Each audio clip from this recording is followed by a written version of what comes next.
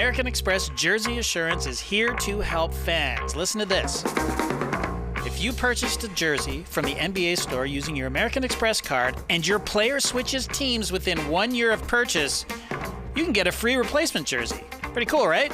Just make sure you use your Amex card and request a replacement within 14 days of the trade, and you can keep repping your favorite player no matter what the team. Terms apply. You can learn more about Amex Jersey Assurance at nbastore.com/Amex. You back your team, we back your jersey. I am living for this marble bedside table. I die for this marble memory box. Well, I'm an actual ghost for this marble charcuterie board. Marble. Marble?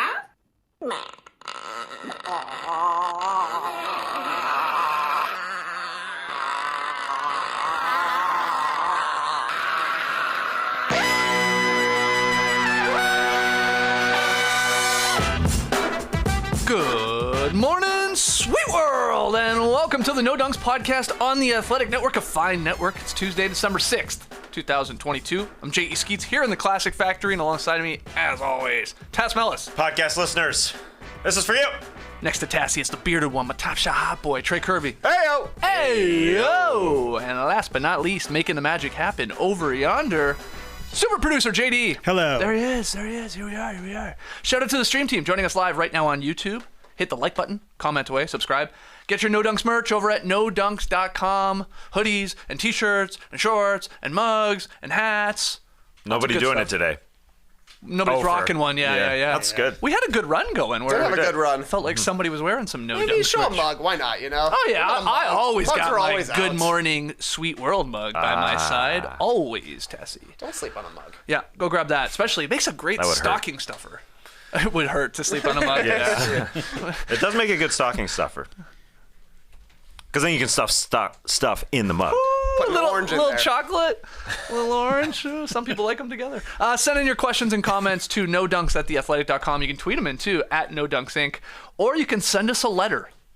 And I put our P.O. box in the comment section of yesterday's video. I think it's there in today's section as well. So if you want to send us a letter or a parcel surprise, I love it. let us know. I love it. I'm looking forward to going and checking the P.O. box. Can't wait. Because quite often the parcels are too big for the size of P.O. box I selected. So Oh, then we I got a small one. Then I got to get, well, it's the size of a shoebox. I think I made the right Yeah, selection. yeah. But then I got to go to the lineup and deal with the postal workers who are always pleasant people. Well, anyway, we're going to hit the beach later today on this podcast because we did throw up a tweet asking for your best cues and comments, NBA and non-NBA related. So we'll get to the beach a little bit later. But let's start with a little What You Got. What you got? What you got? What you got? Yeah, a little What You Got to look at last night's NBA action. First one, guys, two Clipper All-Stars, Kawhi Leonard and Paul George. They both returned, along with Luke Kennard, from injuries last night to help the Clippers eke out the victory versus the Hornets, 119-117. Kawhi hit the game-winning jumper. PG had 19 points and 7 assists, and a big play late in this one as well. So, I want you to tell me, more impressive return, Kawhi or PG? What you got? Who you got? You go first. Well, the thing I was most surprised by was Kawhi Leonard's energetic response after the game. Yes. When he said, I don't think anybody loves playing this game more than me. That's how excited he was. That's right. He was back to playing the game he loves. I know we all say they need Kawhi to win a championship. That's totally true. But I was more impressed by Paul George and what he did in his overall game because they desperately need him to be all he can be. And that means playmaking. And I think that's not Kawhi's thing. Put team on his back, of course. But Paul George kind of has to be a point guard. He did a lot of that, 7 assists in this game. And then he came out with and got all dirty and made the biggest board of the game to help Kawhi seal it with 40 seconds left. Paul George got on the offensive glass, tipped it back, and Kawhi got the layup before he hit that game winner. So I think Paul George, he wins it. Kawhi more highlights, more energetic after the game, but I think Paul George's game was just a little bit more impressive to me. Yeah, that was a big play by PG. Huge, The yeah. one that tied it up, I guess, Yeah, it was before tied. Kawhi then hit the game-winning jumper, which was big too. But yeah, there was like 4 Hornets under the basket. Kawhi was there as well, but PG put in the extra effort. That ball's going out of bounds. It looks like it's going to be Hornets' ball. It looks like they're probably going to win the game at that point, but a hell of a little tip back right to Kawhi and just put it up and in. But who are you going with here, TK? Yeah, that was a huge play. I think Ty Lue said that was the play of the game, and it ended up, giving the Clippers a chance to win. Honestly, I was completely shocked that these guys were playing. I didn't tune in until there's 2 minutes left in this game, saw it was a close game, just assumed Kawhi and Paul George were both out because it's a close game against the Hornets, who aren't very good. Clippers tend to play a lot of close games. Then I saw Kawhi Leonard. What? Then I saw Paul George was in the corner. What? James Harden also played last night. It was crazy out there. I'm going to give it to Kawhi Leonard, though. He did hit a game winner. Yep. And then he called Terry Rozier Tony Rozier. So, honestly, a great night for him. Way too easy of a shot, though, on the game winner. Where was McDaniels going? Kawhi maybe twitched his shoulder a little bit. The guy was scared about getting taken off the dribble. A wide open jumper. Basically, for Kawhi, he knocks it down. Nice win for them. I love that play, too, to give a little more credit to even PG. The Hornets, McDaniels, he missed a wide open 3 in the corner that, again, likely would have won it for Charlotte. PG corrals the long rebound. He could have pushed it in transition. He, in fact, did. I think there was 1 Hornet back, really maybe 2, but he could have attacked, in that situation. And he's like, no. Look at the clock, hold it up. And then he was full-on traffic cop. He was the ball's got swung, he passed it over to John Wall, and then it was ISO Kawhi on the side. Kawhi posted up, but not at the block. He posted up sort of on the wing. Wall wisely gave him the ball after PG was pointing at give it to Kawhi, and then it was the easy jumper, like you said. McDaniel's that's a tough one-on-one situation. I don't care if Kawhi's just coming back from injury, but these guys have to realize, try and just force Kawhi baseline. I know he's hit a big baseline shot before in his career, but I would always want to force him baseline to take that game-winning attempt than where he always wants to go, which is that little separation to his left for that jumper. You've seen him do that time and time and time again. Yep. And it was a hell of a shot. That was rhythm. Yeah. Yeah, you could see that. Yeah, he shook Jalen. Just McDaniels shade him pretty like bad. crazy, though, I'm telling you. I think you're just going to have a better chance that he misses a 15, 16-foot baseline jumper than he is going to miss that one that just feels, even when he doesn't play, feels automatic still. When he rises up and gets just enough separation, and it's just he just releases it perfectly at the top of his big old mitts, and he just loves Nice playing mitts. this game. Nice mitts. On that beautiful teal blue floor, the Hornets had the matching teal with the old hive out in the key, which would be obnoxious to me watching it, I think, every single game. It's too much.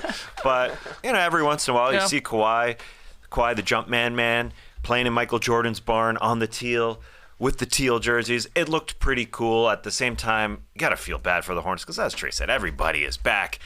And the Hornets have a shot to win. Oh, yeah. Everybody back for the Clippers, I should say, because the Hornets have so many guys out. At what point do they not only wave the white flag in terms of playing guys, but just sort of emotionally with Ball out, Hayward out, even a Cody Martin and Dennis Smith out? They're decimated. And then this happens when they should have won a basketball game. It's just bad time. It's too early to quit, but it feels like for Steve Clifford, get a rebound. We win the game. Yeah. So it's tough. Tough times for the Hornets. They should lean hard into the tank. Give yourself the chance to be 2 of the 3 teams to get Wemby or Scoot. Have one of the 3 worst records. They very easily could if they don't already. I don't have the standings in front of me, but it's Pistons, it's Magic. The Rockets won again last night. I think they're better than a lot of the crap teams. The Hornets are there, and then the Spurs, so, can't win a game to save their life. I mean, that's a good chance. I mean, I just gave you 4 teams, I think, because I sort of feel like the Rockets will separate a little bit from that pack. Why not? Nothing's happening for them this year. Yeah, but slow play ball, trade some of your guys. They're as we doing all talked that. about. Yeah. They're doing all that. They have 7 wins right now. Yeah, the worst they're team in the league has 5 wins, so they're right there. And LaMelo's played 3 games so far this season.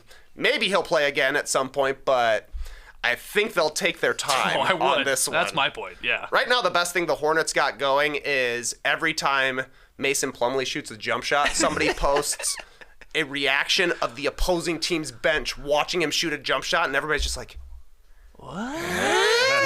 So Sometimes it goes in. It's a lefty now. It does go in sometimes. It's it's ugly. It's weird to see NBA professional basketball players reacting like that to another professional basketball player, and everyone's just perplexed. Yeah. It's like they've never seen it. Like some of them, I feel like on the bench. Yeah, like, probably. What? He shoots like that now? No. What's going on? And it goes deep, too. It goes second row deep. As far as the bench reactions go. It's not just the guys in the front row, but the assistant coaches put a hand on the shoulder of the man in front of them. Whoa, what is It's like a horror movie. I think Plumlee should just shoot in front of his own bench. That's the way to do it. Because as soon as he does Smart, it, actually. yeah, Very smart. That was odd. George Hill, Wesley Matthews. Wesley Matthews, I love his facial reactions. He responds. All right, next one here. Shai Gilgeous-Alexander scored 35 as OKC overcame a 14-point deficit in the third quarter to beat the Hawks, 121-114. This loss coming on the heels of reports of tensions between Hawks star Trae Young and head coach Nate McMillan. And then in Dallas, Luka scored 33 as the Mavs preserved a big lead against the Suns, 130-111 blowout. The Mavs remained in control after a massive run in the first quarter. You know, it never really got all that close. Luka got to rest the entire fourth quarter. And the Mavs against the Suns. You know, what happened in the playoffs last year. Though Phoenix did win the first game of the season, coming back from a huge deficit. Yeah, they crushed him in the regular season. Yeah, I guess they had a winning streak going until last night in the regular season against the Mavs. But, look, I'm forcing it a bit. But most disappointing loss, you know, the Hawks, after all the beef, and at home, and losing to OKC, decent team, but losing at home, or the Suns, who, you know, had been over the last couple of weeks the best team in the Western Conference, losing to the Dallas Mavericks in sort of like humiliating form. Which one was more disappointing from last night? What you got? I'm going to save my hot take and answer your question here, Skeets. I think it's got to be the Hawks. Most disappointing loss, mostly due to the circumstances. If they come out and get that win, you're kind of willing to sweep some of that stuff under the rug, but I thought they were particularly sloppy in the fourth quarter of this game. Too many fouls, first and foremost. They fouled 12 times in the fourth quarter. The Thunder took 15 free throws. Everybody can make free throws at some point. They went 15 of 15, pretty impressive, and also just bad execution for the Hawks in the fourth quarter. At one point, they went 3 minutes without scoring, got a couple of baskets, then another 2 minutes without scoring, made some free throws, then another 3 minutes without scoring. They could not make a layup the last 90 seconds. AJ Griffin had an out-of-control take after an offensive rebound, basically drove into three guys and tried to throw up a floater with about a minute left. And then they missed 5 layups on a single possession, under a minute. It's tough to win any kind of game when you're putting the other team to the line to knock down easy free throws, and then you can't make your own layups. Just a disappointing Hawks fourth quarter once again. It feels like they almost got to get lucky to pull things out in the fourth sometimes. So I think they're the most disappointing loss of these two teams. I think this weird coaching Trae situation is going to turn this season around.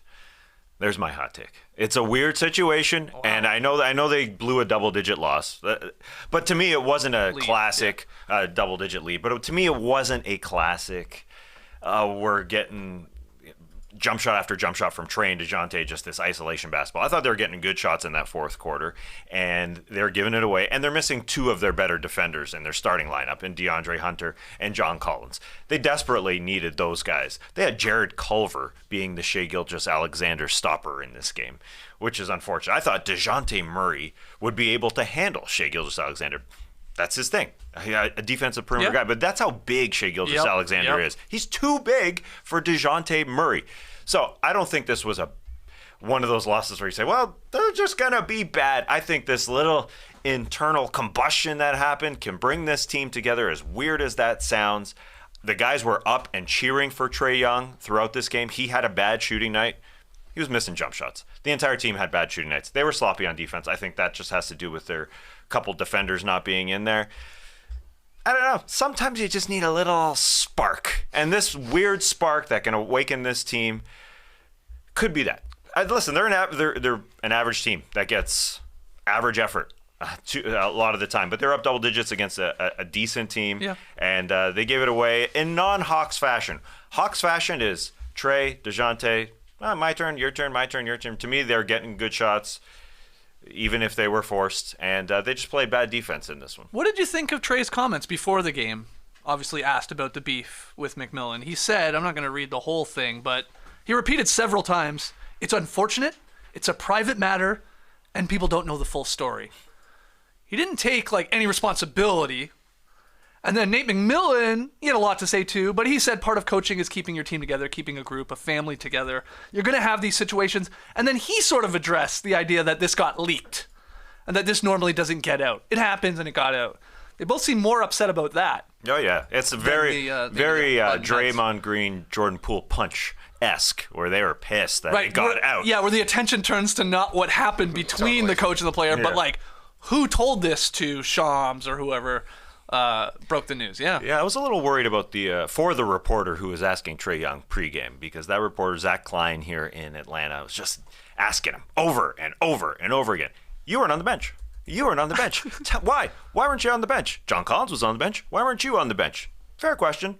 And Trae Young repeatedly said, it's an internal matter. Yeah, basically it's none of your business, is what he's saying. Yes. And so everybody is trying to cover it up within the organization. It's private. So we don't really actually know what happens, but if it continuously happens, if they don't nip it in the bud, then it's something to worry about. But also, the stuff happens, but at some point they have to stop and just keep playing together. And they're getting by on talent, and a lot of their talent was out in this particular game. And I think that hurt against an OKC team that just won't stop. Shai Gilgeous-Alexander just kept on going to the freaking line and getting easy points in this game. He's money at the line right now. He's hit 32 consecutive free throws over his last two games, 27. He hasn't missed in the last two games, 15 for 15 last night. I love every OKC win right now because it all but guarantees that he's going to be an all-star, a deserving all-star, of course. He is on like a 30-point run here. It's like you can just put it in pen every night that Shai's going to have 32, 7 and 5 with a couple steals, maybe a block or two. It's wild. The other thing from this game, we just want to send our best to Bob Rathbun there, Hawks play-by-play announcer. Scary, scary scene. I don't know if you guys caught it live on the Hawks broadcast where they're saying it was from dehydration. He sort of lost consciousness for a second, started falling back in his seat, and then they cut away, and he got taken to the hospital. And all accounts is stable and doing a little bit better. They said he's feeling well on the broadcast. Yeah, very, very scary, though. Any other thoughts on Suns Mavericks? Oh, yeah. Yeah, Dallas was dominant victory. Yeah, disappointing that we got what we got, but I would say Josh Green off the bench for the Mavs has to play. That guy is like their Jose Alvarado. He comes in and is not just a pest defensively. He was picking up full court, but just finding his lane, finding the gaps in the defense where he could take it to the rim. He was driving and scoring. He's grabbing offensive rebounds, picking up full court, just filling in where he could. 16 points, 5 assists, and you don't need Kemba Walker if you got Josh Green. Kemba Walker hasn't suited up for the Mavs yet. He was dressed, but didn't play because the Mavs were kicking butt, and Josh Green a big part of that. Yeah, instead, in garbage time, they went to rookie Jaden Hardy, who scored 10 points in 2 minutes because he just kept driving and driving and driving. The Mavs were loving it. What's your hot take then in relation to the... Is it in relation to this game? It's not in relation to either of these games, but the Heat should be here for the most disappointing loss of the night. The Grizz were missing their 3 best players, plus another starter in John Conchar. Grizzlies were on the second night of a back-to-back. Heat are full strength. Jimmy Butler's back. Bam's playing. Lowry's playing. Hero's playing. If a team like, for instance, I don't know, the Chicago Bulls, for instance, just like could be any team, if they lose a game like that, you're blowing them up.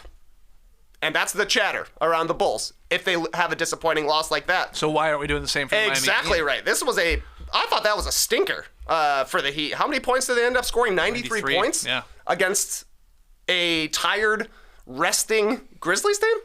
Yeah. They, to me, are the most disappointing loss of the night, by far. Well, the reason is I didn't have them in there because I went positive Pete with that from the Grizzlies side of things, but I like it, and we'll get into it a little bit more here. Biggest upset win last night. So juicy upsets last night in the NBA.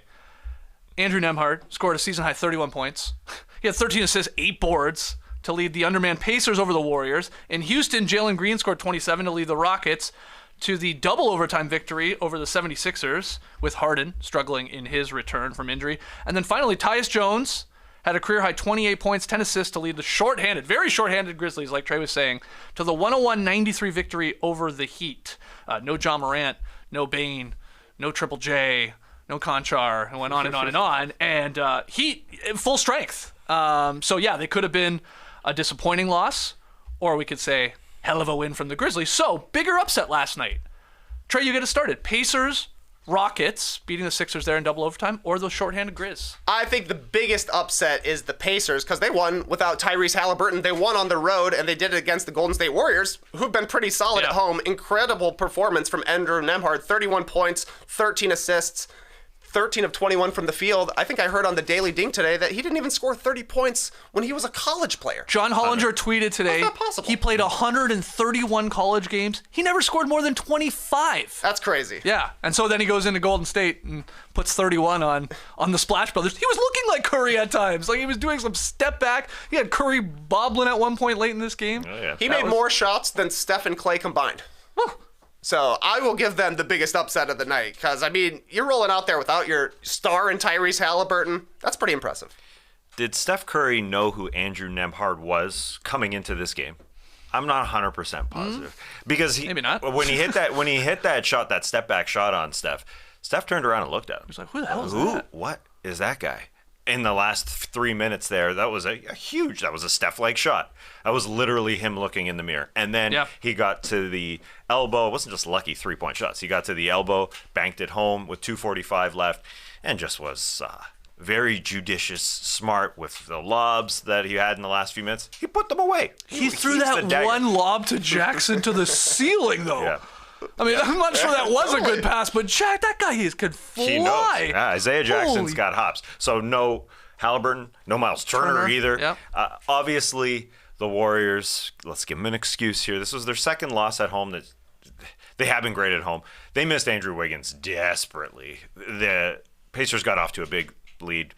They had nothing going on the perimeter defensively. That's how important Wiggins is to this team. He helped his all-star case last night by not being in the lineup. But they were getting into the lane. Poole was in for him, and they went with that ultra-small three-man rotation, those three guards. And it took Steph having a very bad night, his worst night of the season, 3 of 17. But also, it was just odd because Ben Mathurin into the starting lineup with Halliburton. He had a bad shooting night. Buddy Hield had a bad shooting night. Just a very strange night in Golden State. Andrew Nembhard. I always want to call him Aaron Nembhard. Always. Always. I catch myself. I want to say Aaron. I don't know why. But he's an Andrew. He's a good old Canadian boy. And I thought Quinn Buckner made a great point in this game. A lot of Aarons in Canada? I don't know. What? Doesn't he? It just sounds like a name more to me than Andrew Nembhard. I can't explain it. I must be alone. Let me know in the stream. What about Drew Nembhard? I just like, I'm fine with the A. It just feels like a double. What about this name? An A-A-R-O-N. Andy? Andy? Less on Andy. Andy Nembhard. But Quinn Buckner made a great point in this game that he's in a crowd, he plays poised. He's not rushed for a rookie, a second round draft pick at that. Weird. He is under composure. Under composure? No. He is composed. He's under control. I mean. He's under control. Yeah, there you go. I was jamming the two together. Maybe it's Aaron Neesmith. Awesome. He's a pacer. Maybe it's that. Yeah, it might be. Andrew Neesmith. They should switch names. Switch Andrew names. Neesmith and Aaron Nembhard. I'll tell you though, while we're talking Andrews and Aarons here, it's crazy that there's an Andrew Wiggins and an Aaron Wiggins. Yeah. Just saying. Thank you for bringing that up. Yep.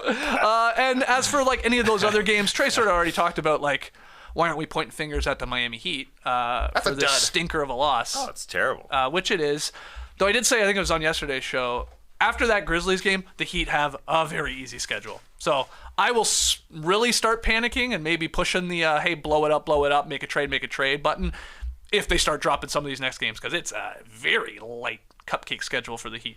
So we'll see. But man, Tyus Jones is awesome too as a backup point guard. We've talked about that before for the sickos out there. So he gets slotted in there. He can run a show, man. He's damn good. Really, really good. And I've said before, I think he's the best sort of version of a backup point guard. But he proves that you can slot him in there and at least take care of the Miami Heat on a Monday night. Yeah, the Miami Heat can say, well, this team is built for the playoffs and worry about it a little bit later on because they're not too far back of a home court playoff spot right now. But I think the Philadelphia 76ers loss was extremely bad as well. Yeah. James Harden comes back. I was also shocked that James Harden's in the lineup. Yeah. And then I guess you shouldn't be shocked by blow by. The Rockets were just blowing by the Sixers. That ended with Joel Embiid fouling out of this game, and it was terrible defensively. That was the kind of game where it makes it difficult to take these Philadelphia 76ers seriously as a contender because they lose games like that, games that they shouldn't have. So they get up for the big teams, and unfortunately that was a bad one. It's also a strange loss when you're like, oh, they lost in double overtime. Maybe Embiid struggled. Like, he did foul out, and he had some bad turnovers, like, down the stretch. People were saying he was doing the Tony Kukoc, where he was, like, going to shoot it with one hand and then try to pass off. And he threw it out of bounds once, got picked off the second time. But he had 39, so he had a monster game until he fouled out. And then Tobias Harris had a really good game, too. In terms of scoring the ball, at least 27 points, 9 to 15. The Rockets just had 44 free throws. Yeah. Sloppy, tons of too much turnovers, I thought. I mean, like you're saying, Embiid had some crazy ones. Harden had at least 2 where he just dribbled the ball out of bounds. Yeah. He looked rusty in this one to me. But I was actually super impressed with a few things from the Rockets' point of view. Jalen Green and Alperen Şengün, their 2-man game, awesome. Yeah. Already, like, that's the future Jamal Murray and Nikola Jokic in the Western Conference. It'll take a few years, but they've got the chemistry already, and they work well together. They can both make plays off the dribble. They can pass. They can shoot. Looks good. Nice game from Jabari Smith Jr., I thought, as well. He finished with 16 and 11, banked in a 3 from the corner late in this one. Yeah. The Jordan shrug with a laugh. I very much appreciated that. Usually somebody banks in a 3 from the top of the key, let alone the corner. They're just celebrating like they meant to do it. You can't do that from the corner. Well, didn't his bank go around, bank again, and go That was a crazy double bank. That was a wild bank. So he was their main rookie, but I thought Tari Eason also had a really good game off the bench in this one. 18 points, 6 rebounds, 3 steals, a block, 7 from 11 from the field. He just plays with a ton of energy, and it was really effective for the Rockets last night. Rockets are fun to watch, despite not an incredible record. Though they're 7-17, I guess. Decent home record too, 4-5 at home. But they're always in entertaining games, and they have a bunch of athletes. And Jalen Green and Şengün are like their special guys. And hey, Eric Gordon is still there. He's still there. He's still starting, hitting some threes. Hey, I'm Eric Gordon. What do you want me to do? 40 minutes. Blowing by his old buddy, just going right by James Harden. Yeah. All right. Final, what you got here? The Bucks improved to 17-6 on the season, won for the 5th time in 6 games with a 109-102 victory over the Magic. Giannis led the way with 34 points. And meanwhile, up in Toronto, Jason Tatum had 31-12. Jaylen Brown scored 22. Celtics won for the 7th time in 8 games, beating the Raptors 116-110. Boston is now 20-5 overall, first team to 20 wins in the league. So the question here is, who's your Eastern Conference favorite right now? Which team do you believe in more? Bucks or Celtics? Tass, what you got? I'm taking the Boston Celtics over the former champs in the Milwaukee Bucks because of their shot making. Will the Milwaukee Bucks defense be able to handle all that shot making from everywhere on the floor? It comes from everywhere. I know the Bucks will be able to handle the lane, but the Celtics just look like a different team from that team that lost even to the Warriors in the finals. The way they can shoot from anywhere on the floor. They're missing a bunch of their guys in this game. Didn't matter. Third quarter, they put their foot down and just said, we can give it to our guy now. Jason Tatum is an MVP candidate, and the way he was making shots with guys all over him, this is a great Raptors defense, and they were trying. They were trying. They were flying around, but this Celtics offense could be one of those offenses that it's just impossible to stop. It was Warriors-esque the way they went on that run, and the way they won. The Warriors win championships. It's just they can hit threes. They can hit from the mid-range with Jaylen Brown also hitting ridiculous shots. And again, they had one of their main playmakers out, Malcolm Brogdon, and their bigs out in Al Horford and Robert Williams. That's freaking impressive. Yeah. So I can't wait. If we do get an Eastern Conference final, the best defense against the best offense, it seems inevitable, and it's just I don't think the Celtics are going to falter. Everybody questioned at the beginning of the season, this coaching change, no problem. And even going into the playoffs, they faltered when they're up 2-1 against the Warriors, but I just think they're better than ever. I don't think they're faltering. That could have been a schedule loss for the Celtics too. And I watched this entire game. They're in a back-to-back situation, obviously flying up to Toronto, great home team. Most of their guys, of course, in the lineup. Like you said, they're always sort of a tough play. And the Celtics were getting a garbage whistle in the first half, too. I got to say that as a Raptors homer. It was like, ooh, they're getting the short end of the stick here. Hung around. Third quarter, Tatum time, blow this game open. And then held on in the end. The Raptors, made a run, had some chances. OG bobbled one out of bounds late, unfortunately. That was a damn impressive win to me. I watched every second. Blake Griffin, in the starting lineup because of these injuries, contributing, throwing down a huge dunk. which got his teammates all fired up. So yeah, it's a tough one to answer though, Trey, because obviously the Bucks are incredible. Yeah. They won the title a couple years ago. Celtics go to the finals last year. Hopefully we are on a collision course here, and everybody's at full health. It'd be a hell of a series, I think. Favorite thing I saw from the Celtics last night is that Grant Williams has his own cool style of three-point defense. We've seen Luke Cornett doing the eclipse, jumping in the middle of the lane. Last night, Grant Williams was jumping, doing a clap. Oh. That should be banned. Shouldn't be able to clap, I don't think. That's the Jose Calderon type of defense. Yeah, the jumping jack clap. He's a flash. The Celtics, to me, undeniably the best team so far. And like you're saying, they can still get better. Yeah. Their defense has improved after, kind of taking it easy in the first couple of weeks of the season. They've certainly turned it on, but eventually they'll get Robert Williams back at some point. They were missing guys last night. I still think I'm taking the Bucks though, because they're right there with the Celtics. They will get better offensively as well as Middleton finds his groove, as Giannis has to do a little bit less. They can save him, and as Pat Connaughton figures out how to shoot again. So I don't know. The only thing I'm hoping for right now is that these teams only meet in the conference finals. It doesn't seem reasonable that another team is going to take one of the top 2 seeds, but we got to prevent that from happening. Because we need it in the conference finals. If it's in the second round, that's a bummer. Well, you better hope then that the Celtics don't run into the Cavaliers, because every game goes to overtime and they lose, or the Chicago Bulls, because for some reason the Bulls have the Celtics number. So a 1-8 matchup where the Bulls somehow sneak in from the play-in tournament and take them down. Otherwise, I can't see how we don't have these teams. Yeah, and you're right. You always want it to be in the conference finals. Well, the Raptors were desperately trying to get up there in those top few seeds. Nick Nurse played his guys 40 minutes. Yeah. All of them, their big four, 40 minutes each, trying to win this game desperately, and they couldn't do it. I will say, Scotty Barnes' offense finally coming around in this game, looking all right. Good article from our friend Eric Corrine on The Athletic, who said, I know everyone's worried about Scotty Barnes in year 2 here, but just take a look on the other side of the floor. Jason Tatum, rookie year, good. Second year, took a little step back. There was. So some positivity there. Big positivity. Just trying to be positive for the Reps. That was a bad second half. They were up. I know it was the whistle, but it's just a tough loss when you play all your guys 40 minutes. Yeah, well, and okay. You're really, really going I'm for it. fascinated to see what Masai and Bobby Webster do as we get closer to the trade deadline. Like, do they look at this team? In what the Raptors are a fine team, but they are, in watching this game last night, not even close to your elite teams in the Eastern Conference. They desperately need some more shooting. It would help at the guard position. Fred VanVleet can't hit a shot to save his life right now, and teams know it. They just are like, go ahead, we'll go under.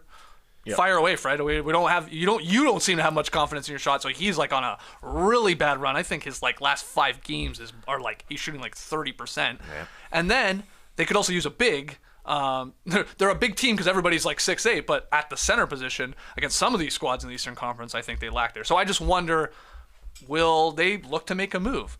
And when I say that, I'm like, shooting and a big. Could they be in the running for the Pacers? Buddy Hield and Miles Turner? Could there be some sort of package that could entice the Indiana Pacers to switch it up? And then would they even do that? Because does that make your team that much better if you're the Raptors? I don't know. I think they'll do something, though, as I don't think they're content with this right now. Yeah, I don't really think that's a big enough jump. I don't think they tear up the team for that. It is unfortunate. Fred was on Serge Ibaka's "How Hungry Are You" recently, and he was asked if Kawhi stays. Yeah. You guys win again? Yeah, we win a few more, no problem. So repeat. He said. I think the answer is Kevin Durant. That's the answer. Wow. Trade for Kevin. God. Trade for Kevin, and then he gets into that secondary, tertiary role. Fred will be good again. He just needs a Kawhi / Kevin on his team, because other teams are they're just letting him shoot. I inflated Fred VanVleet's stats over the last 5 games. I said 30%. He's shooting 27% from the field in the last 5. Playing a lot of minutes for the most part. I guess that one game. Would you say fire 20. away, Fred? You also said they gave up the lead in the third quarter, the Raptors. Why is that a surprise at home? That is the worst home court third quarter advantage, call it a disadvantage, in the league. I've heard Will Liu talk about this on the Raptors show a while ago, and I've talked about it before a long time ago. We've talked about it a billion We say times. the Raps fans are some of the best in the league, and I do believe that overall. Third quarter, it's a morgue. There's no one in their seats. And I'm telling you, I think it has some effect for the road team and the Raptors. There's no energy. There's no one there. I heard it's weird, man. It's getting strange. And like, I know that happens in all arenas. People are doing their bathroom breaks, they're getting their food. But it's way worse in Toronto. I don't know what's going on in the concourse. The amenities are too nice. They're just hanging out, not watching the basketball. They should try one game. Masai, Bobby, anyone in the Bobby. Raptors. Try something here. I know you're going to lose a lot of money, okay? There's going to not be a lot of beer sales at half, or the popcorn or the pizza or whatever's out there. But don't make it available. Just see what happens. Just see, just shut it down. Give everyone a voucher for after the game or something. Are you insane? Yeah, I am. I need some crowd. This is what in they the have third to quarter. do. Staff the concession stands. Put double the staff. Nah, It's not that. Don't you dare put that on these people. I help these people. They don't have enough people. They don't have enough taps. enough taps. Yeah. It's the suites that are the problem. I think it's not you're the right. concession. Right. Yeah, they're underneath. Oh, the sweet. Yeah. I thought you meant like SUI. tasty sweets. Like they have too drives many me nuts, Reese's man. Pieces or not enough. Yeah. It drives me nuts. Yeah. It's just so it's wild. It's so quiet, and I'm convinced. I'd have to look at the numbers. Someone's going to come in and say, the Raptors probably win, a majority of their third quarters at home. But I'll tell you, those first couple minutes are brutal. Brutal for most, a decent team against them at least. Ugh. I heard they have karaoke in those suites. That's what's going on down there? Yeah, they're just karaokeing at half, and they That's don't come actually out. awesome. Yeah, they wrote a song Sounds for fun. Fred actually. Oh, boy. Fire away, Fred. We'll let you shoot today. I was trying to figure out what you were I saying. know the first line. I was like, what song Fire is he away, singing? Fred. Yeah, I went deep. But you got there, right, JD? I got there. I was right there with you by the second line. Yeah, it was second line. Yeah. Any thoughts on Giannis, who's what is his birthday today? I guess. Is his birthday today? Yeah, I think Yeah, so. he What does he was turn? talking about it. 28. Oh my God, prime. He's in his December prime. 6th, 1994. Wow. 29. He was. I didn't really 28, watch the 28. clip. Man. He Brain's dead. had a Homer Simpson doll. with Yes, he him? did. What? I don't know. Did he get it for a birthday gift? I don't know. He was answering questions about his birthday while holding it. Yeah, and he was talking about like getting freaky maybe on his birthday. That might happen. Good on him. I don't know. Yeah. Okay. I hope so. I hope it happens for him. Giannis is one of the superstars out there that can get away with talking about sex freely. He's done it multiple times know, on his yes. Instagram, and people are always like, hilarious. Other players might not get away with it. How many kids Freaky does he good. have? Just 2? Has he got 2 right now? I don't know. Yeah, I think he does. All right, we got to take a break. We're talking about Giannis's sex life right now. When we come back, though, we're going to hit the beach to answer your questions. Don't go anywhere. It's always around now that we start thinking about New Year's resolutions. Guys got anything in mind for 2023? No. Already perfect? Walk more Walk more. instead of sit. He's walking your cat.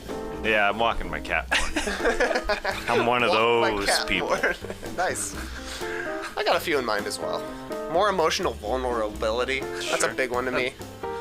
Learning how to pronounce emotional vulnerability is going to be another one. Put that one first and then do it. We'll see. We'll see if it comes around. Want to step up my post game a little bit? Thinking about tinkering with my shot mechanics after the haters got to me. no. And you guessed it, 2023, it's the year I dunk again. Maybe you're going with something a little more classic, though, like wanting to work out more. In which case, Peloton's got a gift for you. Right now, you can get up to $200 off accessories like cycling shoes, heart rate monitors, and more when you purchase a Peloton bike, Bike Plus, or Tread. And you can get up to $100 off accessories with the purchase of a Peloton guide to take your workout to the next level.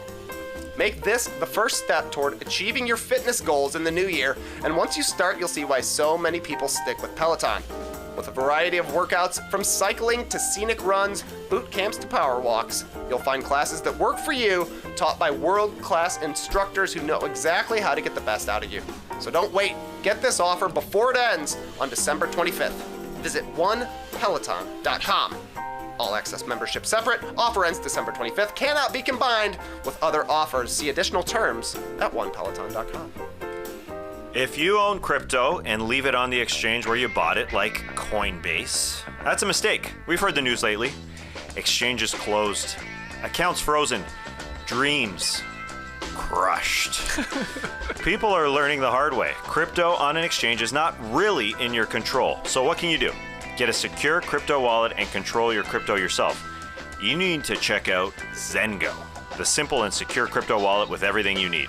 Over 2 million Bitcoins have already been lost forever, just gone, because most crypto wallets come with a private key that you need to secure. If the private key gets lost, hacked, or stolen, say goodbye to all of your crypto forever. So get this, Zengo created the crypto wallet everyone's been waiting for. It's controlled by you, so unlike an exchange, no one can access your crypto but yourself. Zengo removed the private key vulnerability, instead using a type of cryptography called MPC that until now has only been available to billion-dollar institutions. Here's what that means. I didn't know what it means. 1, your Zengo wallet is fully recoverable. 2, your Zengo wallet is a hacker's nightmare. And 3, Zengo built live 24/7 support with real people directly into the app. From Bitcoin, ETH, and more, Zengo supports all your favorite cryptocurrencies and NFTs. Keep your crypto and NFTs safe with next-gen tech the big guys have been using for years, thanks to Zengo. Download the Zengo app from the App Store or Google Play, that's ZENGO, and use code NODUNKS to get 0% fees on your first purchase of up to $1,000 when you select Banksa as your purchasing option. I like saying Banksa. That's code NODUNKS for 0% fees on your first purchase. Here it is again, via Banksa. Terms and conditions apply. See site for details. All right, back here in the Classic Factory. Before we hit the beach, I have to know, did you fire up your Apple TV NBA app? And did yours have time remaining and quarters at least for the games when you're on the homepage? I did fire it up. I didn't set up my glam shot, but I took a photo, and there were no times, no quarters. I think it's a bug. It's got to be an Apple TV bug, I think, too, because a lot of people that were like on other ones, Roku, I think you said, and Fire TV, all good. yeah. That it does show. So what's going on? It definitely does. It'll be back. It'll be back when I make a hopes. stink about it. That's why you got to get it worse of the weekend. I have to give it to the NBA app. Somebody's got to know. They don't even know. Nobody's writing in anymore. You don't like trying to just guess what quarter, what time is left? You see it's like 72, 62. You're like, I don't know, third quarter, 3:44. I mean, I do, but like I said, I'd like to know when it's like crunch time, so I got to jump over and catch it. I don't have Jared Greenberg sitting beside me on my couch. I don't have a personal crunch time. No, you betcha. Yeah. He just that'd be a great thing, like for charity. Raise a lot of money. You get Jared Greenberg comes and operates your remote. It's like a personal crunch time. Hell, I'll do it. We'll do it. I just signed you guys up. Hey, we'll do it. Come to your house. We'll run your remote. Yeah. And we'll just talk about the games. I like that. Jump around. But we need to know the time and the quarters Personal remaining. podcast, As long as you're on Apple TV. Okay, let's hit the beach. Let's do it.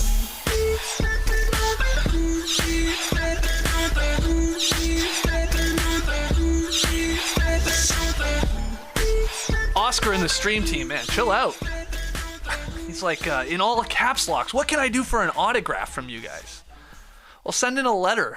send in a 8x10 photo of us, and we'll sign it and send it back to you. No, you don't want it. It's stupid. You don't want our autographs. You'll do nothing with it. Complete garbage. In 10 years, you'll be like, why do I have this? Who are these people? Yeah, but it's better garbage than a lot of garbage you have around your house.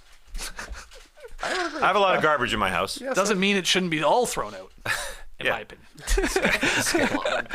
Okay. All right, our first question from Eric Kuhn.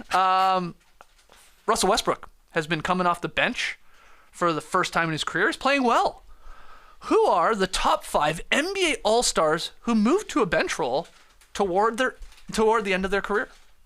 Yeah.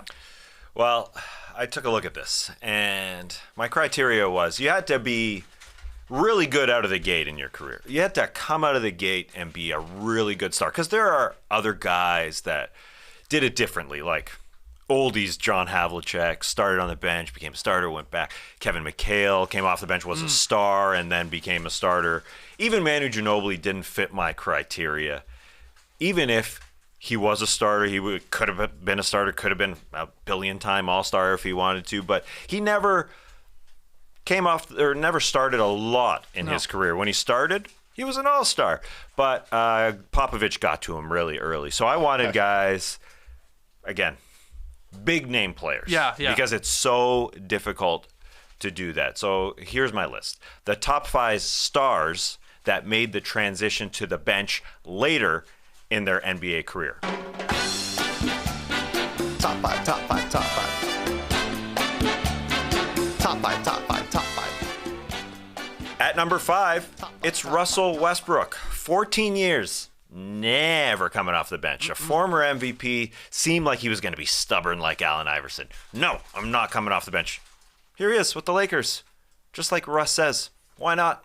He did it. So at 34, could be a few more years of Russ coming off the bench and being successful. You guys didn't see that coming, did you? I did not. I have to be honest. I did not think he would adapt and take on this role, but he's really leaning into it. I think I said the other day he might be the favorite for Sixth Man of the Year. How weird would it be if Westbrook picked up that award? That would be crazy. Near the end of his actual NBA career. But yeah, that's a great one because you wouldn't have been able to convince me that he would have been like, yeah, okay, I'll not start. Yeah, that's been the definition of him up until this season. Even the first 3 games, he's like, I'm not going to come off the bench. Yeah, he laughed at it. No, he's great at it. He blamed his injury in the preseason on it. Right.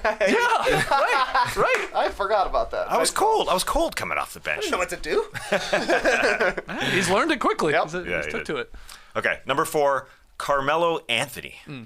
When he was done with the Knicks, he went to OKC where he scoffed at the idea of coming off the bench. Pfft, me?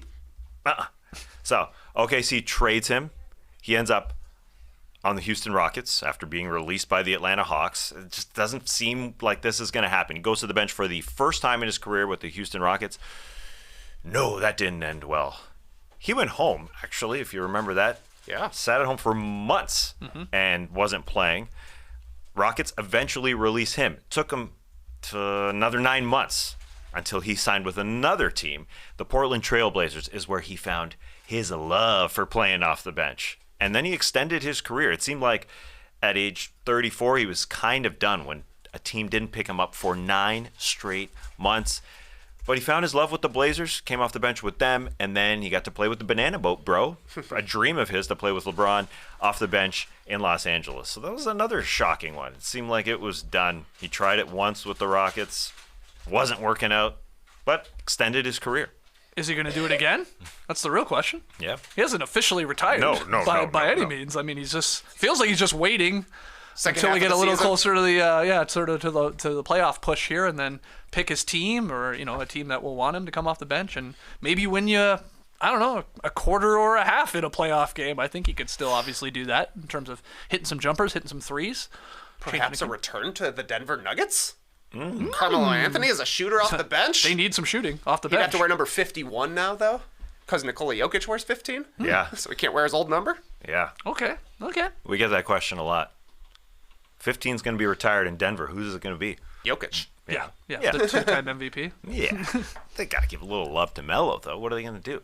He's Maybe got to be honestly, honored. maybe they'll just be like, who cares? Just put up 15 twice. Yeah. It says Melo and put 15 that says Jokic. Like, why do we care all that much? Yeah. That's like what the Raptors are going to do with Vince Carter and Jorge Garbajosa. Exactly the same. The same number, too, right? Exactly.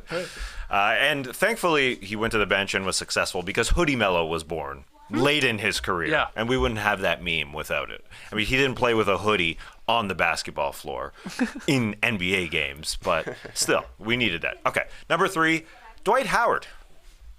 Every year on this show for like 5 straight years, someone on this show said, Dwight Howard is going to accept his role. Dwight Howard is going to accept his role. Now, this is the year Dwight Howard accepts his role because it didn't happen for several years. It didn't happen with Houston, Atlanta, Charlotte, Washington, if you remember.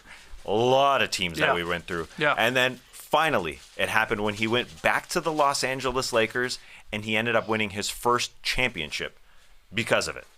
So this was late in his career. You don't really think of him as a bench guy. He wasn't a shooting star when he was a starter. He wasn't a guy who you give the ball to 20 times. But this was a successful transition, and he was also, a little tough-minded, a little bit stubborn about going to the bench. And it's also the transition was, I don't have to be a post player anymore. I don't have to get the ball in the post over and over and over again. So that was part of the transition. But he's a Hall of Famer that didn't have a championship ring, and because he went to the bench with the Lakers, he got his first ring. He played his role perfectly for that team. You're absolutely right. Come off the bench, give us, 19, 20 minutes, go flirt with a double-double, get some blocks, be physical, and don't miss your shots because all you're going to do is dunk. He shot 73% from the floor that year with the Lakers coming off the bench the year of the bubble championship, which is pretty insane. 73%.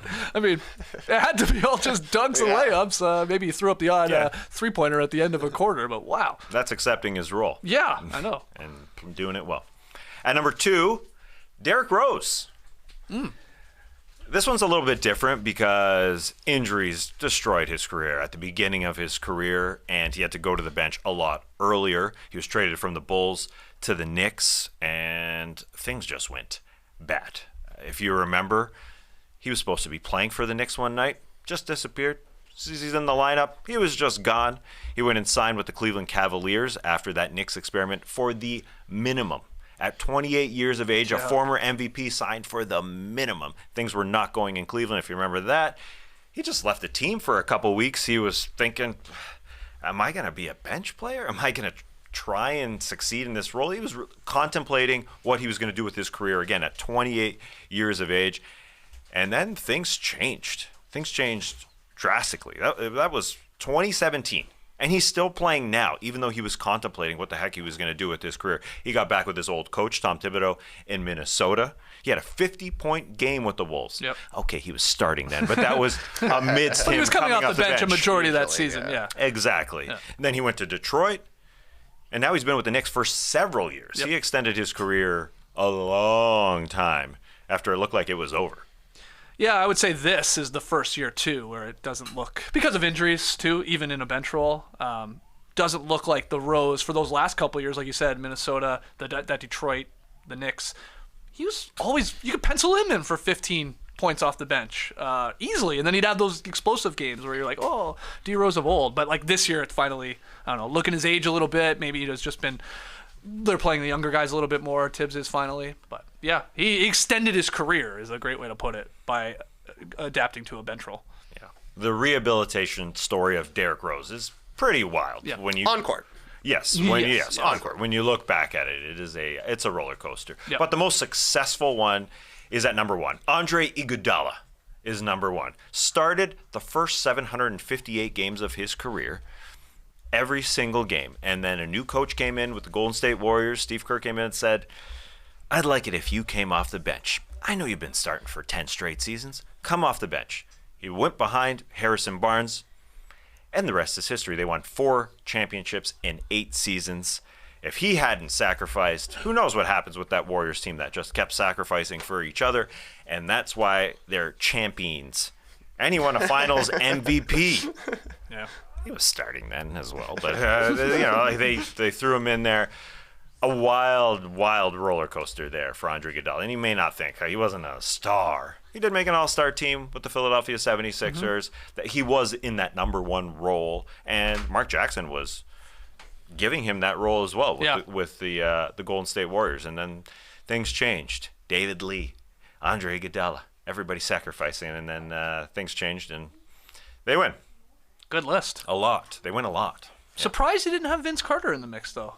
Any consideration for Vince, who, like, I guess starting at like the age of 35 or 36, played like another 7 years in a bench role. Obviously, Yeah, being a that's a star good one. before that. That's a good one. I like the guys who hated it, though. Yeah, okay. That put up the fight. Yeah, Vince at that point of his career, still impressive. I think helped his potential Hall of Fame case in terms of 100%. counting stats and sort of. He changed the perception of his career 100% by coming off the bench and remaking himself into like a veteran guy who's going to help out.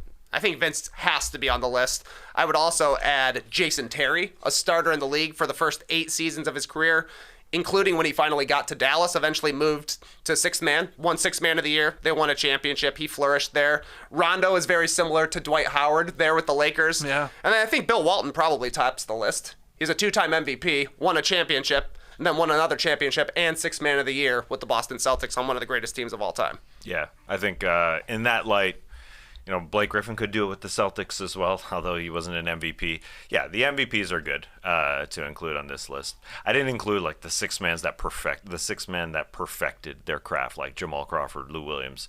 Those guys were starters too. Yeah, Jason Terry found his way, and they won a championship because of it. You could call him the second best player on the Mavs in that championship run. Yeah, Vince is interesting. If he makes the Hall of Fame because of that extended part of his career. A big part of it. He was still putting up, like, off the bench, like, decent numbers. I mean, you have 7 years of scoring, another 10 points a game in ballpark, 50 to 60 games a year or whatever you're coming on the bench. That's going to add up. Yeah, he's a lock now for the Hall of Fame, but do you think he would have made it prior to this extended run on the bench? I mean, I don't think so. It's like unfortunate as Vince fans, like that he didn't pick up a ring in bouncing around to all the teams. Though in his defense, he wasn't really chasing one. He was playing for teams like he was like, yeah, well, I'll be the veteran guy. I'll get some burn. Yeah, I'll be the vet guy. I'll still get some minutes though. He wasn't like, oh, just throw me on that team to try and get a ring. I don't know. I don't think he was a lock if he had ended when he was 34, 35 years old before he went to the bench. For another 5 teams or whatever it was. So there they are. Top 5 stars who made a successful transition to the bench later in their career. Love it. All right, next one here. Gabriel from Ann Arbor. Hey, No Dunks. I'm on a bike trip across Europe, and I've noticed some interesting differences to the U.S. Better bike lanes, a lot of smaller stores, no small talk, and very different campsite bathrooms. Yes, in France. It was only after I had done my business that I realized there was no toilet paper in the stall. And I don't mean it was empty. It did not exist. That day I learned the hard way that French campsites have a BYOTP policy. Bring your own toilet paper. That brings me to my question. When is a time that you learned a lesson the hard way? Or when is a time you learned a lesson while traveling? Keep the classics coming. Trey, on you get us started. I learned how well sunscreen works on a trip to Panama City for spring break. I'm pretty good at applying sunscreen, just in general. I got to keep that skin healthy. But I guess I was more of a spray guy in the early 2000s. So when I came across some cream in Panama City, it didn't go well. After day one, I just had finger smears like everywhere. You know, the classic, you think you got it nice and rubbed in, and it turns out you're tiger stripes. So the people I was traveling with, every time we would be on the phone, it'd be, we're chatting. Oh, yeah, Trey's doing good. He's very, very sunburned. Missed a lot of spots. Oh, man. So I've been much better at my coverage ever since spring break 2002. Good lesson learned. Unhealthy about a tan, as we always say. Yeah, you look ridiculous. If you got a sunscreen mark, you just look like an idiot. Yeah. I mean, I guess at least you got some coverage. You see some right. people that don't put any on, and they're like beat red, and you're like, also true. That hurts. You can't sleep at night on your back or on your chest or whatever it is. Okay, learned his lesson. Putting the sunscreen on. What do you got? Anything? Well, I went toilet related, like Gabrielle did, in China for a few weeks. Learned about the squatty potties that they have. It's different. It is different. You got to get low, or you got to have a makeshift toilet seat that they throw the toilet seat over top of the squatty potty. Sure. Wild. So you got to work on your core strength. It sounds like when you're getting hold a wall, something. Oh yeah, right. Okay. I went with a weird one here. Recently, Nora and I were in Nice, France over the summer. I learned 3 quick lessons while grabbing a few snacks on our way to the train station, all from the same store, which was the supermarket. One, gotta weigh your stuff before checkout. At least in this store, Here, I'm taking my bananas up to the checkout, and they're doing the work. But we got up there with some of the fruit we were getting. Like, you gotta weigh it. You gotta find the number. You gotta find the sticker and put it on. Oh, okay. Didn't know. It's not a sign that's telling you that, but I quickly learned. 2, had to show proof of purchase leaving the supermarket. What is this, Costco? Yeah. Target sometimes does it. But it was like, we just bought bananas and, like a water. It's like, all right, here you go. Take a look at my receipt. And then, thirdly, they call grocery stores casinos. What? That's just a little French joke for you. The brand's called Casino. Oh. That's all it is. They got your other stores as well, but we went to Casino. But I just liked going, hey, let's go to the casino. I didn't know that. Not to play blackjack, just to get some bananas that we had to do all the work for. So there you go. I thought you were going to say super, because I like going to the super. Supermarché. Yeah, short for super. They had Lidl Market. right around the corner too, but I was like, no, we're going to the casino, babe. Wear your finest outfit. Slacks only when I buy these. Finest outfit, please. Oh, we're going to the VIP section. Cool. What do they have there? Heavy bananas? Organic bananas. Yeah. Very important produce. All right, next one. Nice. At Emmanuel Wass. In light of Tess's recent inside joke / deep cut references that I guess you've been dropping recently here, I'm wondering if you can share the origins of your favorite joke, phrase, or no dunks everydayism. For instance, I remember that podcast listeners, this is for you, that Tess says off the top, is a reference to LeBron starting a podcast. That one happened not that long ago, right? Well, that maybe even this year that you started. Yeah. That one, yeah. Yeah. Okay, so what do you got? That one or something else? Or Well, Trey just dropped mine in the last answer. I'll be true. This is the one that I used the most. Yeah. And it's an internal joke from our friend Mo Verney, one of our favorite follows on social media. It was actually... it's real meta because... oh, yeah, right. Go ahead. Yeah, because we actually sent him a message or actually it was a friend of his that sent him a message about us talking about him. Yeah. And so he recorded a video saying, thanks for mentioning me. My friend told me I didn't know that Right. that you guys mentioned me on your show. So quite often when I don't know something, I don't know a lot of things, I'll say, I didn't know that. That's fun to say. Yeah. He was also, to make it even more meta, at a Raptors game while he was filming that video. In the upper bowl. Crazy. All right, that's a good one. What do you got, Trey? There's a million to pick from of inside jokes or phrases. Or Yes, indeed. where do you want to go? Here's a fresher one. I've been saying lately, what do free throws do? Win games. I told you it's an old Nordic saying. But really, I learned it from an old lady back in high school. She was a fan of the Newark Norsemen. That was a team that we played against. Okay. She sat behind their bench, and literally every time anybody went to the free throw line, she would just repeat to herself, what do free throws do? Win games. What do free throws do? Win games. I thought that was funny. First and foremost. I thought that was funny back in high school. Years later, Laura and I finally start dating. She played against the Newark Norsemen too. This woman went to her games and did the exact same thing. So it has become a long-running thing in our household, onto the podcast. My kids here are talking very loudly. I'm sure you can hear them on the broadcast, on the podcast, getting dirty looks. But they know what do free throws do? Win games. Exactly right. Win games. An old Norse saying. I love it. I love it. An old Norse saying. I'm going to go with one, a phrase that, GE, you seem to drop a lot in ad reads.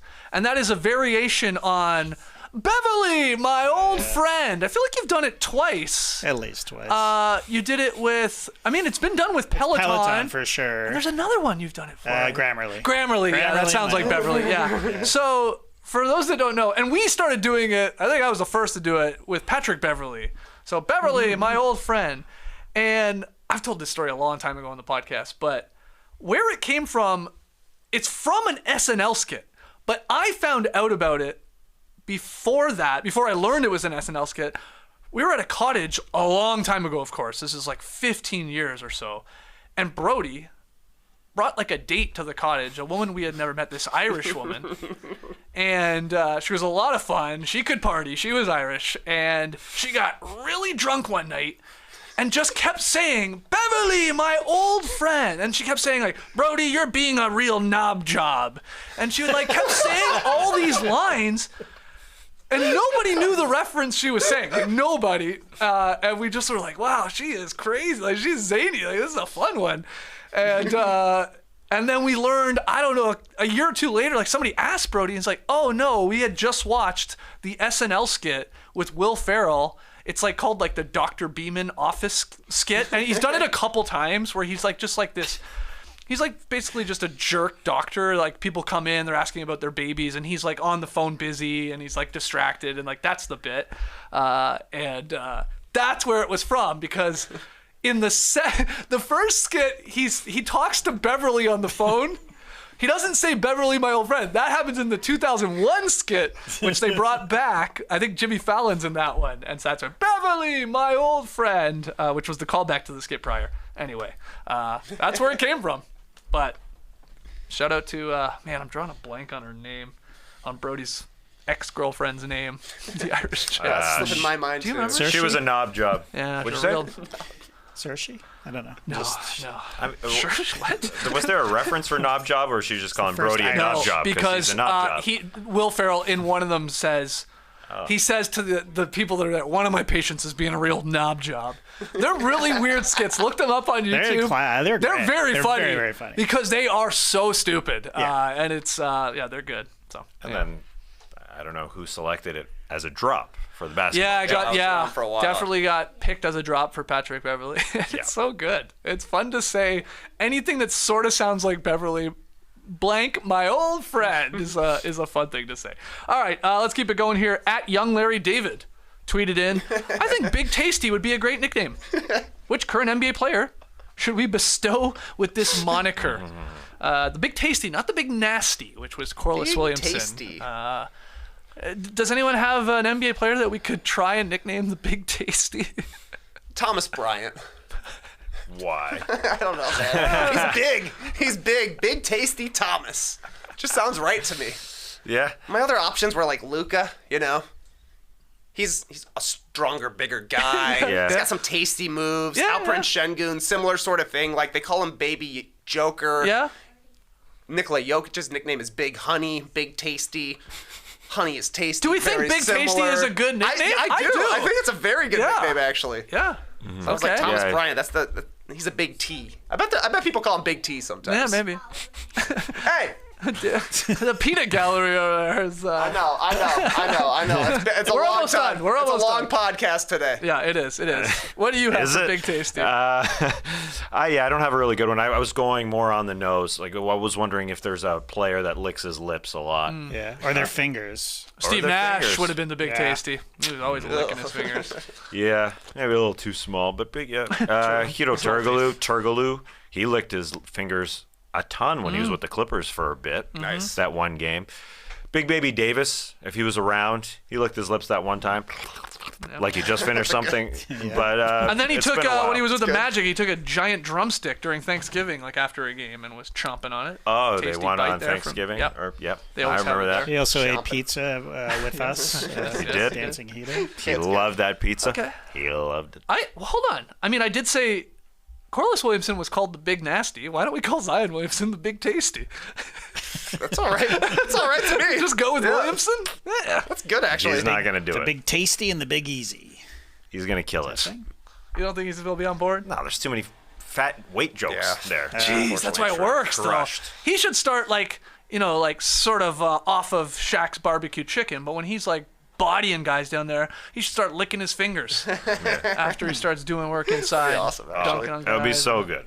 It'd be Tasty. so Oh, good. let's In try New it. Orleans, too. Let's as try JD it. said, Big Tasty, the Big Easy. That's good. It's too good. So once that happens, once he gets comfortable, it's over for the rest of the league. Once somebody gives him the Big Tasty, and he's like, yeah, I'm good with that, he's going to kill everybody. Okay. Oh, and I was thinking that watching the New Orleans broadcast the other day. Signs of Café Du Mont. Yeah. Signs of good Cachon. food, yeah. Oh, God, yeah. Good food. All right. We'll walk by there.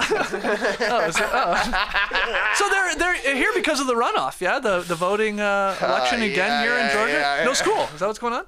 No, well, I mean, technically they have virtual school, but they're learning at the School of Hard Knocks. yeah. They learned how to make a classic podcast. Yeah. They're not going to college. Took the kids to the factory today, Laura. All right, final one. Let's just slip this in. Which NBA player, this is from @Christina Binden on Twitter, which NBA player with the height of an abominable snowman, all right, would you trust or not trust to put a star upon your tree? Not a euphemism. I think if Giannis starts talking about putting a star upon a tree, watch out. I think dunk aggression would influence the decision. Again, that's from Christina here, so with the holidays right here, a lot of the guys have the trees up. I'm sure a lot of you out there as well, if you were celebrating Christmas. Dunk aggression. What? Well, I think the idea is we can't go with. You wouldn't want to have somebody who's aggressive. No, you wouldn't, because you're gonna touch. touch. Yeah, okay. I mean, so like, is it Jokic? Is like that the answer? It's a big dude with the greatest touch maybe we've ever seen. Okay.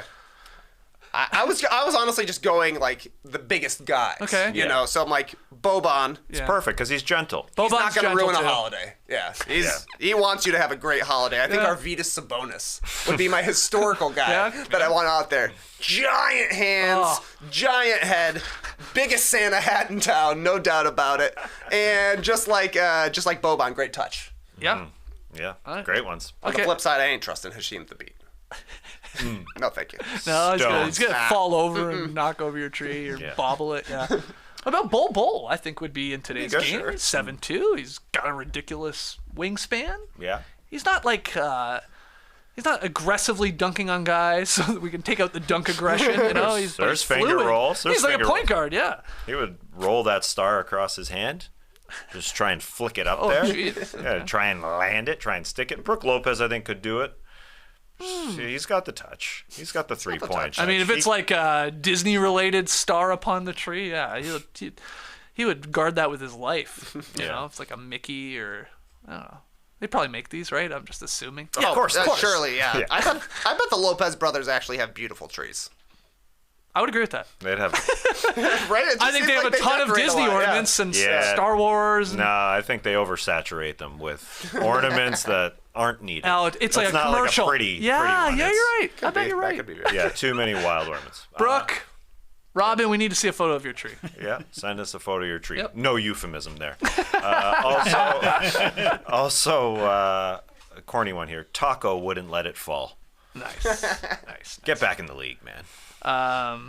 Where is he overseas? G League? Where is Taco Fall? Not even playing? I thought he was playing somewhere in Asia because like there was like a highlight tape of him that came out, Yeah, that and sounds people were right. comparing him to Victor Wembanyama because he was like bringing the ball up the court, shaking and baking, getting to the hoop, and just looking like a guy who had played multiple years in the NBA before going overseas. I believe he's playing for the Flying Tigers of the Chinese go. Basketball League there, association. Okay. Awesome tweets. There were a lot of other great ones. Keep them coming. At No Dunks Inc. INC on the end on Twitter, or you can email them in, or please send us a letter. Let's take our final break. When we come back, pick 'em results and tweet of the night. It's the most wonderful time of the bullshit. The holidays aren't all sleigh bells, mistletoe, and carols. They're also airports, shopping malls, and Karens. So give yourself the ultimate gift of a stress-free holiday with the Next Evo Naturals fast-absorbing CBD products. Next Evo's Stress CBD Complex Gummies are clinically proven to have 4 times better absorption than standard CBD. No other CBD brand can promise that. They can't even dare to promise that. Next Evo does. I'm a fan of Next Evo Naturals, especially around this time of the year, because the holidays actually do stress me out. I'm a pretty carefree, easygoing guy, but it is a lot of pressure, the holidays. And a lot of pressure in pleasing people, be it gifts or traveling to see people, and like all of this, it gets to me. And then I also have this weird thing, like we take a little bit of time off, and I'm not good at taking time off. I always feel like the NBA's going, we gotta keep going. Just slow down, man. Relaxed. Get some Smart Sorb in me. Next Evo Smart Sorb technology delivers CBD to your system in little as 10 minutes, and I need that because this ain't regular CBD oil, which works more slowly because our bodies, they don't process oil-based ingredients all that well, especially when you compare it to the water-soluble supplements. Smart Sorb upgrades CBD's natural absorption power. It's scientifically formulated to deliver CBD fast. Fox fast. Kipchoge fast. Who? Kipchoge, Oh, marathon runner. okay. See, when you think fast, you think speedy, Bolt-like fast, right? You say Bolt, but why not a guy that can run a marathon in 2 hours? That's fast. That's damn fast. Still long though. It's still long, but he's running faster than any of us can run a mile. For 26 of them. Yeah. Isn't that nuts? He'd lap me, literally. Man, hey, I'm telling you to go to a G League game and take that in live. Go to a marathon and see elite runners, men and women, run. Blow your mind. The only problem with it, you only see them for like 8 seconds. But anyway, it will blow your mind how fast they're running. It's truly amazing. But anyway, get Smarter CBD from Next Evo Naturals and get up to 25% off subscription orders of $40 or more at nextevo.com/podcast. Promo code NODUNKS. That's NEXTEVO.com/podcast. Promo code NODUNKS. This show is sponsored by BetterHelp. When I went to vote in the Senate runoff election last week, it took a while. I got in line at about 7:40 a.m. and I spent about an hour in that library. But I had a wonderful shared experience. We were all in the same boat. We were all wondering if we'd make it to work on time. We were all moving around our meetings, doing whatever work we could do on our phones. I helped a guy who had his head buried deep in his phone keep his place in line, because he was going to the back of the line. And I said, hey, come on over, bud. Come on over. Get your head out of your work there. He was very happy with me. Then we shared a little joke about using fake IDs. And he gave me a big pat on the shoulder when he left. Big pat. Hey, man, I wasn't expecting that. Scared him. It was an hour with a stranger, and it made me feel great. Gotta be honest. I imagine that's exactly how it feels when you use BetterHelp online therapy. Life doesn't come with a user manual, but talking to someone can help navigate life's challenges. Or the challenges of navigating Georgia's voting system. Not easy. Therapists are trained to help you figure out the cause of challenging emotions and learn productive coping skills, which makes therapy the closest thing to a guided tour of the complex engine called you. As the world's largest therapy service, BetterHelp has matched 3 million people with professionally licensed and vetted therapists online. 100% available online. Plus, it's affordable. Just fill out a brief questionnaire to match with a therapist. If things aren't clicking, you can easily switch to a new therapist anytime. It couldn't be simpler. No waiting rooms, no traffic, no endless searching for the right therapist. Learn more and save 10% off your first month at betterhelp.com/nodunks. That's BetterHelp. HELP.com/nodunks. All right, back with the boys here in the Classic Factory. Pick'em results last night. It was OKC Atlanta. Hawks were favored by 5.5 points, but you don't know what team you're getting with the Atlanta Hawks. From game to game, from half to half to quarter, we saw it in this one, as we talked about, them blowing the big lead. So I had OKC, took SGA and the boys to get that done. They got the victory, another straight-up win. Wild, not even the cover. So I got it right. Tass and Trey had Atlanta. That's an L for those guys. TK looking for his first win here in the month of December, but Tass and I are tied at 2-1. What's tonight's game? TNT doubleheader this evening. Lakers, Cavs, Mavericks, Nuggets as part of only 3 games on the schedule. Is there enough games? Yeah. You know what? Yes. Because we're going to have some fun on tomorrow's podcast once again. A little NBA Reddit fun. So yeah, I'm fine with it. Nice. We're going with that Dallas-Denver game as our game. Denver favored by 4.5 at home. The Mavericks coming off back-to-back. Beating the Suns yesterday, so hence the 4.5 points. Probably be a little smaller if they weren't on a back-to-back. Skeets, you got Denver to win by 5 or more. Yeah. Trey and I have the Mavs. They can lose by 4 or less, or obviously outright win, which is what's been happening lately. Yeah. Money line. Hit the money line. Yeah, that's a tough one. Schedule-wise, I think it's a tough spot for Dallas. And Denver, they're a damn good team, but they throw up some stinkers every once in a while. They lose too. to a lot of 500 Yeah. or better teams. Yeah. For me, I'm just literally guessing. I don't know what to do Flip a out here, coin. man. It's like yesterday, Thunder versus Hawks. I thought Thunder, but I've been missing so much. I can't trust my instincts. I'm going on the Hawks. Yeah. So today, my first instinct was Dallas. Okay. No, I should flip to Denver. But then I went with Dallas because maybe I should have trusted my Oh. instincts. I'm just throwing darts right now, Skeetsy. Been there, man. It do be like that sometimes. Yep. All right, let's get to tweet of the night. Tweet of the night. Wow. Twitter. This is a statistical tweet of the night. Brought my statitudes. It's Tuesday here in Georgia. It's election night. A lot of stats, a lot of Kornacki's, a lot of 50.0 to 49.9. It's going to come down to the wire.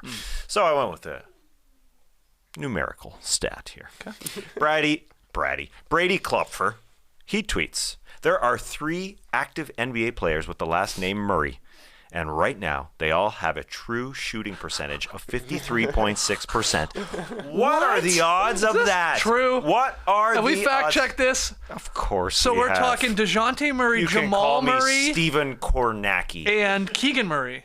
These are the three Murrays? Those are the Murrays. Wow. All 53.6? You want to check? I do, Go ahead, man. But yeah. All I right, believe him. Keegan confirmed. Okay, let me do Jamal. All right, I'll do DeJounte. Okay. It's that unbelievable that you have to check know. the old computer. Did we say true shooting percentage? Yes, that's what we said. That was Yeah. that was the tweet. Yeah. Okay, here we go. My goodness. It's crazy. My goodness. It is crazy. 53.6 for Jamal. It is crazy. DeJounte confirmed as well. Oh my God, the Murrays. The Murrays. 53.6 true shooting percentage. That's a great tweet, man. That is a great. It's odd. That Yeah. Brady Klopfer was able to find that. What was he doing that he found? That's a great point. He must have somehow saw two of them, right? Like you would think two Murrays with the same true shooting percentage, and then was like, just for shits and gigs, let's find out if the third one has 53.6. Right? Yeah. I mean, Nuggets and Hawks played each other on Friday. Right. DeJounte and Jamal were guarding each other, so I mean, Yeah. you can at least see why you would compare those two. Yeah, well done. I guess I'll just toss a Keegan in there. Why not? Yeah. Yeah, that's a great statistical tweet. That's a great. That's kind of like right there. I wonder if that'll be up on Statitudes pretty soon. Probably. Not much gets by Justin on Statitudes, but even that's pretty deep for him. All right. Way to go, Brady. That's great. It's not a great percentage if people are thinking, is that a good percentage? It's kind of low, yeah. It is kind of It's low. a little Yeah. low. Yeah. It's okay. It's Slow below start. Jamal's standards. DeJounte he doesn't shoot a lot of threes, so that factors into the true shooting percentage. That's DeJounte's world. Keegan, got to pick that up. Keegs. Good tweet. We also had one come in while we were like just doing this show. Did you see this news from Arash Markazi that the NBA is introducing a new award this season? The Maurice Poloff Trophy, which is named after the first commissioner of the NBA, will be awarded to the team with the best record in the league after 82 games. We're handing out a straight regular season award now for the best record. How do you feel about this? You okay with it? I love it. I love it. We need a little bit more value in the regular season. Yeah. It happens in the NHL. It happens in football. Yes. Do I they like give it. trophies? Well, they don't even have playoffs, so it's like, which sport are you talking about? Well, I mean, both of those Both. sports Hockey, do have yeah, playoffs.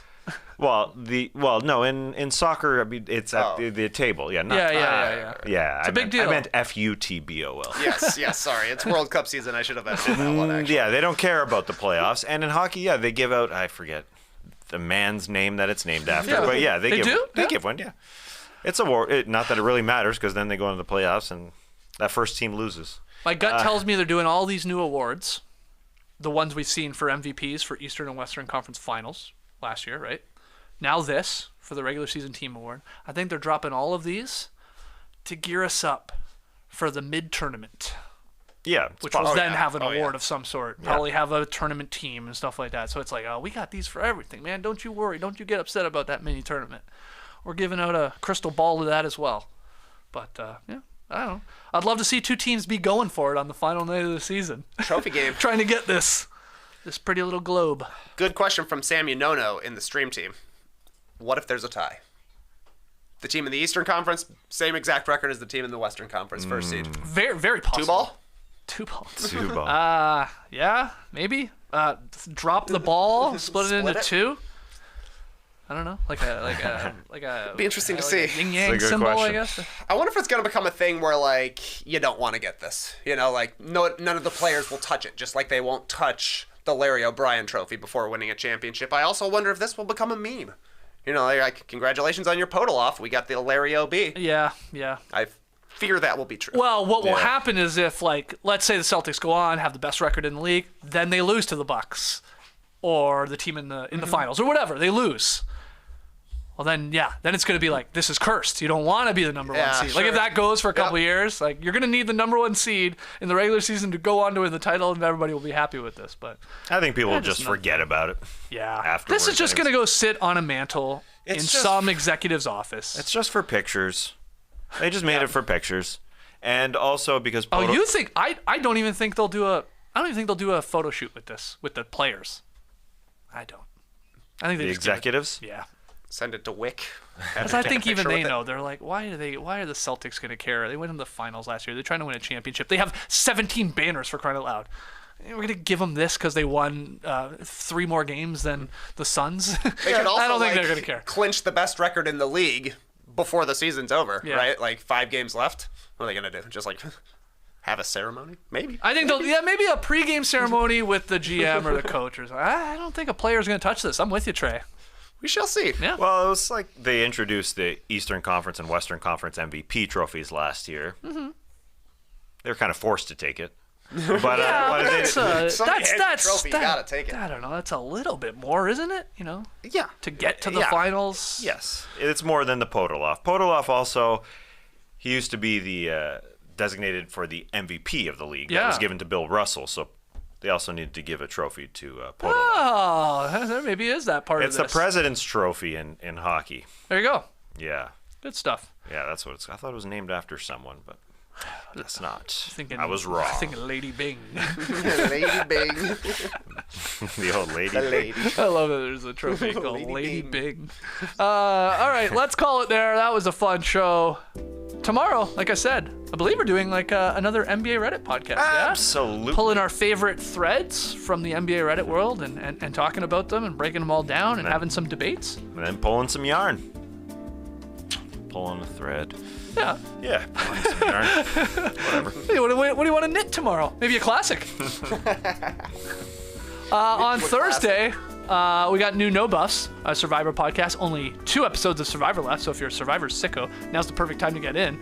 And go subscribe to No Buffs on YouTube or wherever you download and listen to podcasts. And then later in the week, I believe on Friday, new Is This Good with a very special guest. I won't even say who it is because I don't want to jinx it.